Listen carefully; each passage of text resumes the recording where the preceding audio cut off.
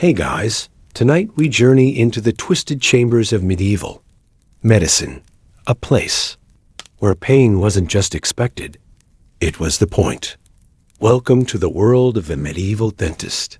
Fair warning, there were no gentle cleanings, no soothing music, and definitely no anesthesia. Just iron tools, open mouths, and a whole lot of screaming. So before you settle in, take a moment to like the video and subscribe, but only if you're into dark, historical rabbit holes like this one. Let me know in the comments where you're tuning in from and what time it is for you. It's always fascinating to see who's brave enough to join these deep dives into the past. Now, dim the lights. Maybe turn on a fan for that low hum. And let's ease into tonight's tale of teeth, terror and torment. In the medieval world, dentistry wasn't a profession. It was more like a punishment. There were no dental schools, no sterile environments, no formal training. The closest thing to a dentist was often the local barber. Yes, the guy who cut hair also yanked teeth. Because why not? He already had sharp blades. Barbers, blacksmiths, or traveling quacks took up the job simply because someone had to. And that someone was rarely qualified. Forget mouth mirrors and precision drills. A medieval dentist's toolkit was a sadistic little collection of horror. Pliers, hammers, chisels, and no, not the dental kind. These were actual tools used on metal and wood, repurposed for molars and canines. They had iron tooth keys, designed to twist a tooth right out of the skull. And if it broke midway, tough luck. The patient got no painkillers. Pain was part of the package. No Novocaine, no gas, no mercy. You'd sit in a splintery wooden chair, hands bound, while a bearded man with blood on his apron jammed iron into your mouth. The only thing they might offer was a swig of ale or a knock on the head beforehand. If you fainted, great. If you screamed, better. It meant you were still alive. Oral hygiene in the Middle Ages was non-existent. People didn't brush.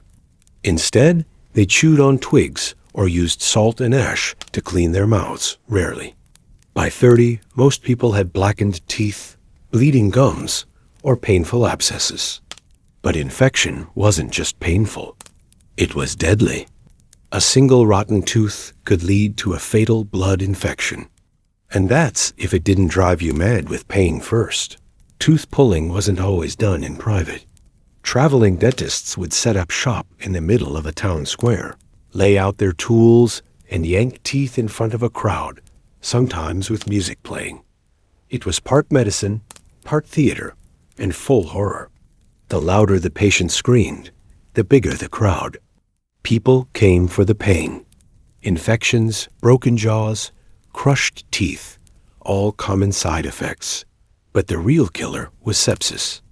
If a fragment of tooth or bacteria got into the bloodstream, there was no coming back.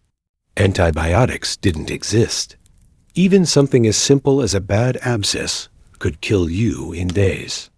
Being a dentist didn't just mean dealing with blood. It meant giving or receiving death. When you couldn't find a barber or couldn't afford one, you took matters into your own hands or let a family member help. This meant knives heated over fire, string tied around teeth and door handles, or just plain brute force. And let's be clear, most of these attempts ended in screams and silence. Pain wasn't seen as medical, it was spiritual. People believed toothaches were caused by tooth forms or evil spirits. Priests would chant prayers, perform rituals, or even burn herbs around the mouth. If that didn't work, it meant the devil was lodged in your molar. Being a medieval dentist was as dangerous as being the patient. Angry villagers blamed failed extractions for deaths, and if someone died during treatment, the dentist could be accused of murder, witchcraft, or worse. Some were beaten or even executed. It was a lose-lose situation, unless the tooth came out clean. If you showed a medieval person a modern dentist's office with bright lights, anesthesia, x-rays, and fluoride, they'd think it was sorcery. They'd burn the dentist and his tools.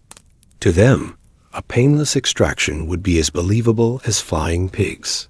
So, would you survive as a medieval dentist?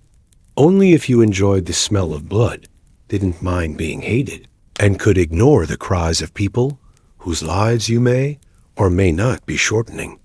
And even then, you are always one bad pull away from becoming the patient yourself. Next time you visit your dentist and complain about the drill noise, just be thankful it's not a blacksmith with a hammer. Thanks for making it to the end. You've officially earned your honorary medieval dentist badge.